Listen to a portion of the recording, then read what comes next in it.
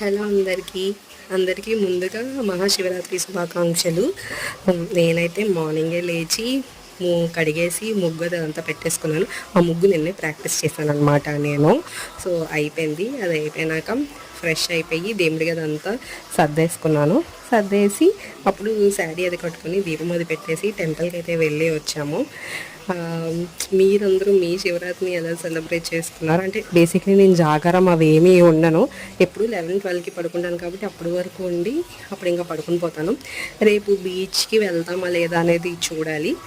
And మా ఇంటి దగ్గర ఉన్న టెంపుల్కి అయితే వెళ్ళి వచ్చేసాము. అండ్ అంతా అయిపోయినాక ఈరోజు మా ఆయన గారి దగ్గర నుంచి నేను బ్లెస్సింగ్స్ తీసుకున్నాను. అంటే ఎప్పుడూ తీసుకుంటాను, బట్ ఓకే ఇప్పుడు ఛాన్స్ వచ్చింది కదా అని చెప్పేసి రికార్డ్ అయితే చేశాను అనమాట.